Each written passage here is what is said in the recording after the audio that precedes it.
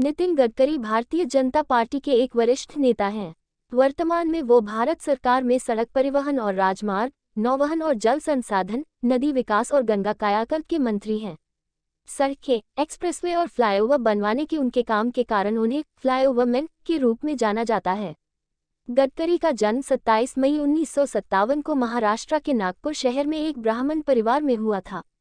उन्होंने जी.एस. वाणिज्य कॉलेज, नागपुर विश्वविद्यालय और विश्वविद्यालय कॉलेज ऑफ लॉ, मुख्य शाखा, नागपुर से अपनी शिक्षा पूरी की। 18 दिसंबर 1984 को उन्होंने कंचन गडकरी से विवाह किया। इनके 3 बच्चे हैं, 2 बेटे और 1 बेटी। गडकरी साल 1976 में छात्र राजनीतिक संगठन अखिल भारतीय विद्या परिषद (ABVP) में शामिल हो गए। उन्होंने ABVP के 28वें राष्ट्रीय सम्मेलन का भी आयोजन किया। मात्र 24 साल की उम्र में उन्हें भारतीय जनता युवा मोर्चा के अध्यक्ष के रूप में चुना गया। नितिन गडकरी जी जब केवल 24 साल के थे तब उन्हें भारतीय जनता युवा मोर्चा का अध्यक्ष चुना गया था।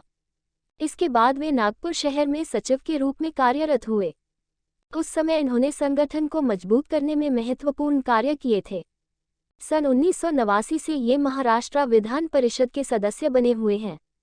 सन 1995 से 1999 तक वे महाराष्ट्र सरकार में PWD मिनिस्टर बने थे। इसके बाद गडकरी जी महाराष्ट्र विधान परिषद में शामिल हुए। उन्होंने अपनी पार्टी की लोकप्रियता को पूरे राज्य में फैलाने का काम किया। इस पद पर वे सन 1996, 2002, 2006 एवं 2008 में लगातार 4 बार जीत हासिल कर विराजमान रहे थे। फिर सन 2004 में बीजेपी ने इन्हें राज्य स्तरीय अध्यक्ष चुन लिया। इसके बाद दिसंबर सन 2009 में वे राजनाथ सिंह जी को पीछे छोड़ते हुए बीजेपी के अध्यक्ष बने थे। जब वे बीजेपी के राष्ट्रीय अध्यक्ष के पद पर आसीन हुए तो वे सबसे कम उम्र के ऐसे व्यक्ति थे जो इस पद के लिए चुने गए। हालांकि सन 2013 में वे अपने इस पद से पीछे हट गए।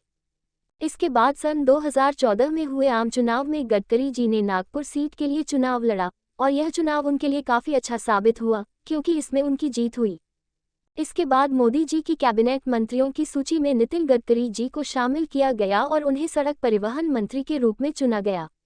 सितंबर 2017 में गडकरी जी को शिपिंग और जल संसाधन और नदी विकास और साथ ही गंगा रेजुवेनेशन जैसे अतिरिक्त कार्य भी सौंपे गए। इन्होंने अपने सभी कार्यों को बहुत ही अच्छे से किया है। वर्तमान सरकार के सबसे बेहतर नेता मन जाता है।